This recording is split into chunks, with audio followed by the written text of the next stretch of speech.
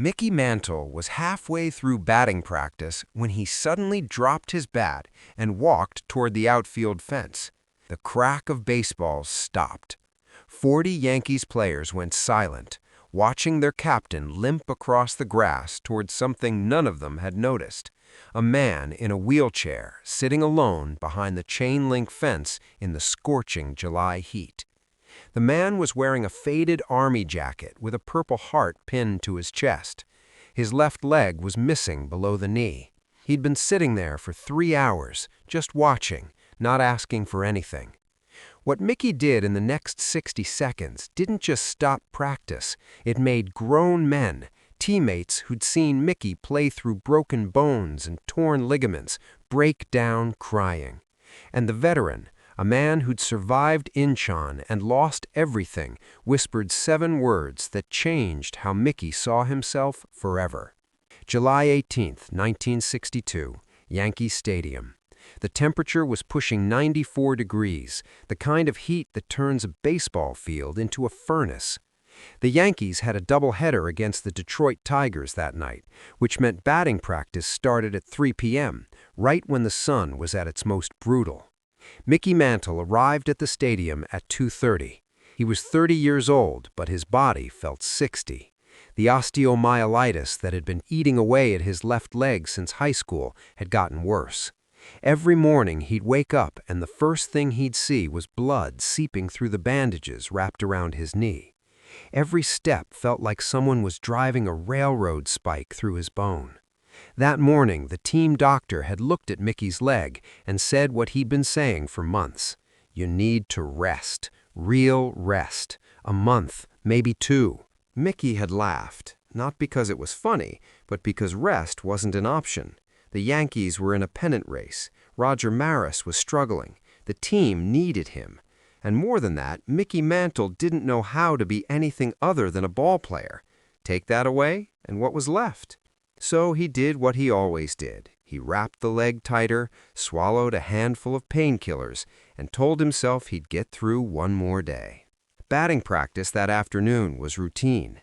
Pitching coach Jim Turner was throwing batting practice fastballs, nothing fancy, just letting the guys find their rhythm. Mickey had already hit about 40 pitches.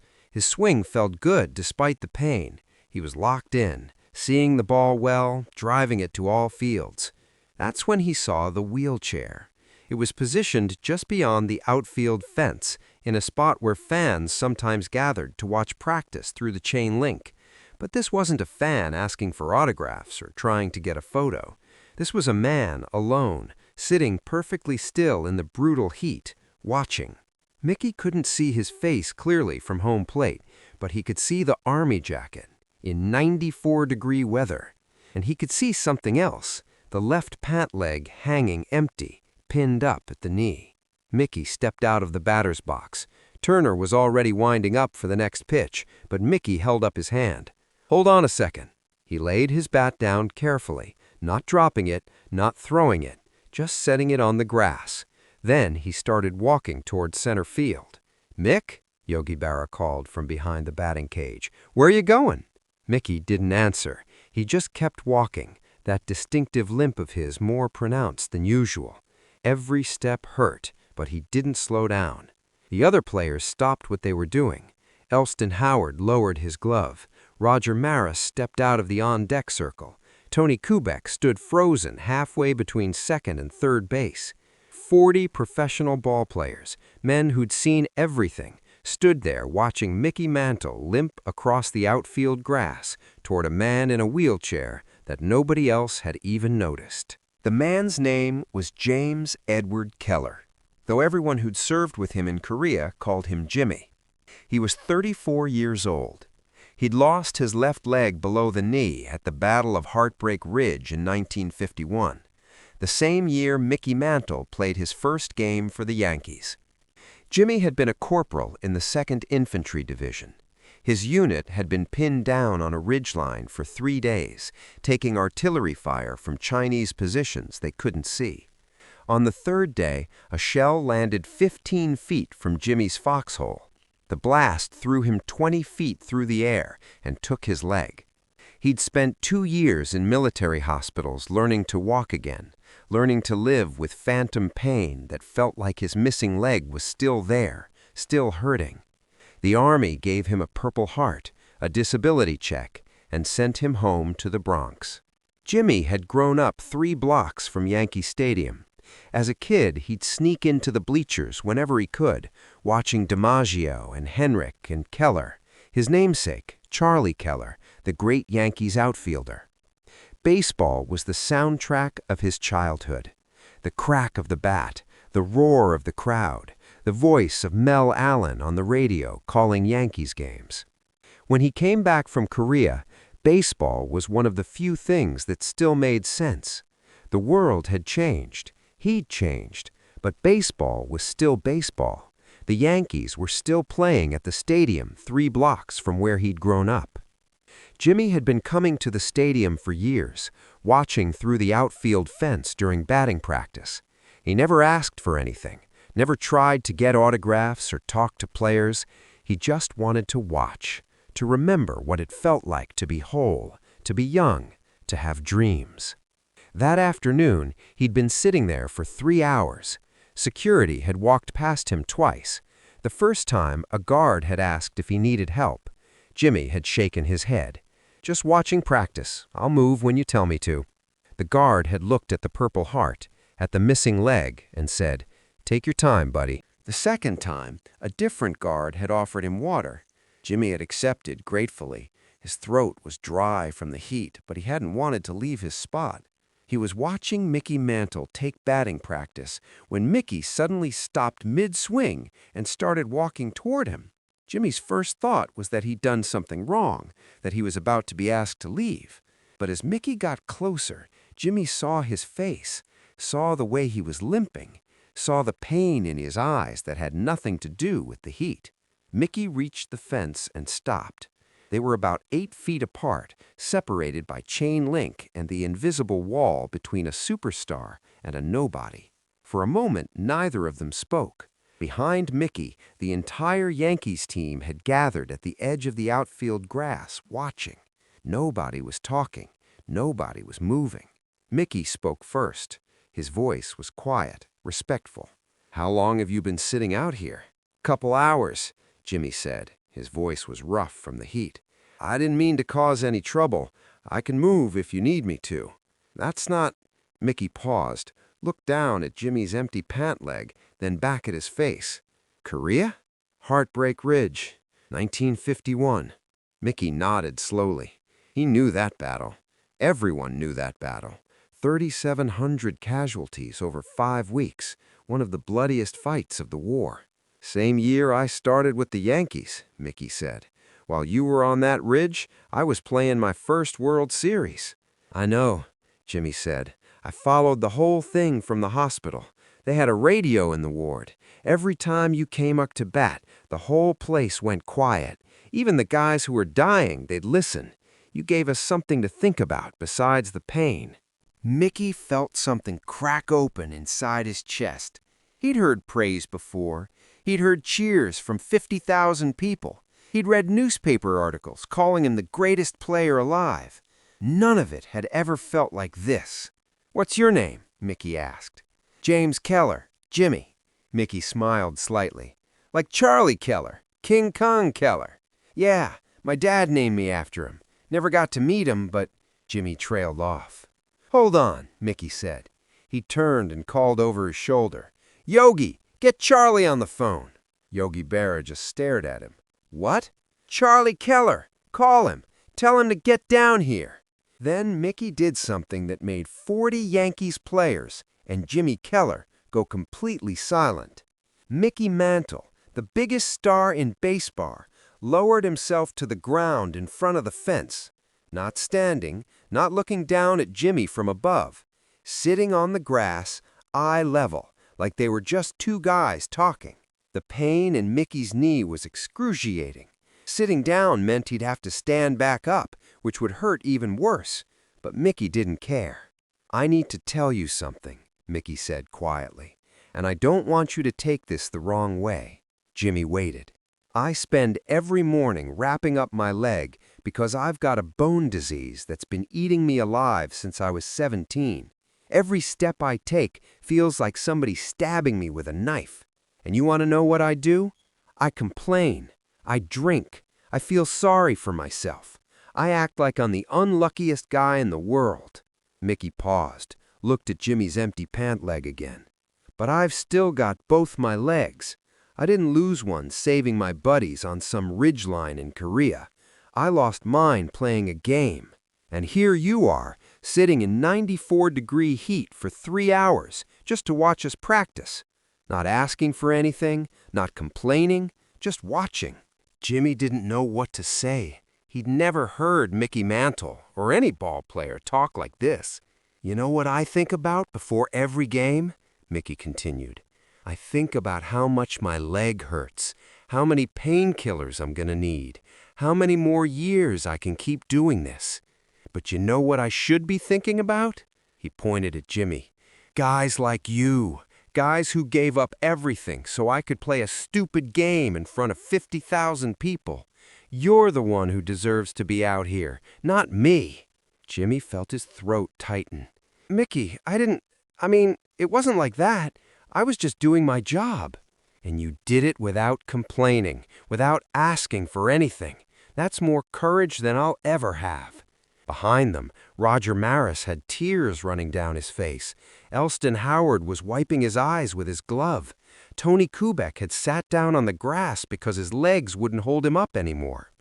They'd all seen Mickey Mantle hit 500 home runs. They'd seen him play World Series games with broken bones. They'd seen him drunk, angry, hurting, fighting through pain that would have ended any other player's career. But they'd never seen this. They'd never seen Mickey Mantle humble himself in front of another man, acknowledge that maybe he wasn't the toughest guy in the world after all. Jimmy Keller looked at Mickey Mantle sitting on the grass in front of him, this legend, this icon, and he said the 7 words that would haunt Mickey for the rest of his life. "You make the pain worth it." Mickey closed his eyes.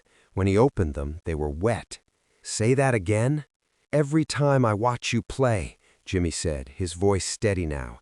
"Every home run, every stolen base, every time you run full speed, even though I can see you're hurting, you make all of it worth it. My leg, the war, all of it, because I get to live in a world where Mickey Mantle plays baseball, and that's a world worth fighting for." Mickey Mantle cried, right there in front of 40 teammates, in front of Jimmy Keller, in front of God and everyone. He didn't hide it, he didn't apologize, he just let it happen. After a long moment, Mickey stood up. The pain in his knee was so bad he almost fell, but Yogi was suddenly there, helping him up. Then Elston, then Roger, 4 pairs of hands, holding their captain steady. Mickey looked at Jimmy. "I want you here for the game tonight. Both games, front row behind the dugout. And after the game, you're coming into the clubhouse. I want you to meet everyone." "Mickey, I don't have tickets." "You do now. Yogi's going to take care of it. And tomorrow, and the next day, and every game we play at home this season. You're our guest." Jimmy started to protest, but Mickey held up his hand. "Please, let me do this. I need to do this." That night, James Edward Keller sat in the front row behind the Yankees dugout. Before the first pitch, Mickey Mantle walked over to the fence, handed him a baseball signed by every player on the team, and said, "This is from all of us. Thank you for your service." Mickey went 4 for 7 that night across both games, 2 home runs, 5 RBIs. The Yankees swept the doubleheader. After the second game, Mickey brought Jimmy into the clubhouse. Charlie Keller, King Kong Keller himself, had driven down from Maryland. He spent an hour talking to his namesake, sharing stories about the old Yankees teams. But that's not the part of the story that mattered. The part that mattered happened in the trainer's room after everyone else had left.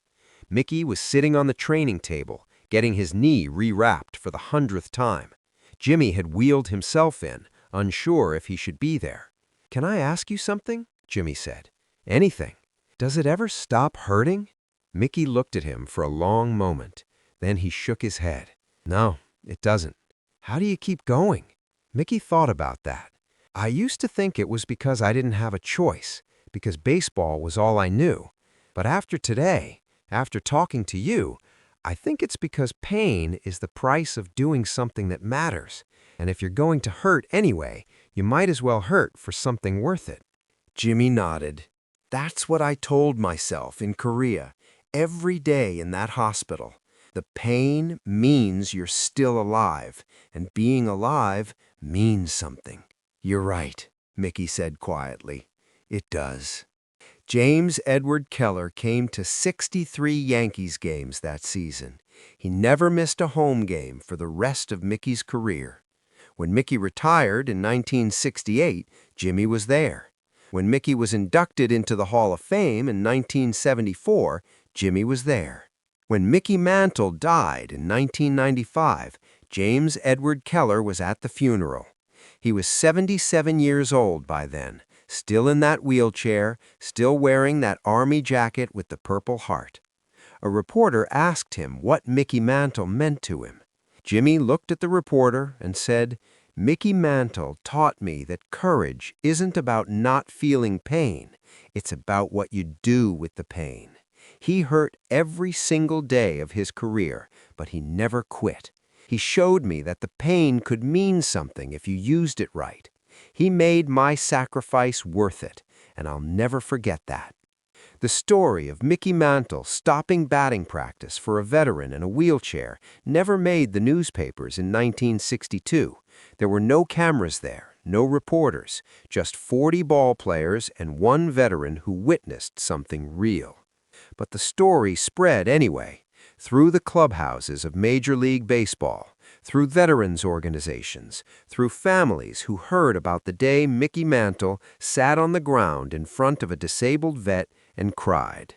Because sometimes the most important moments in sports aren't the home runs or the championships.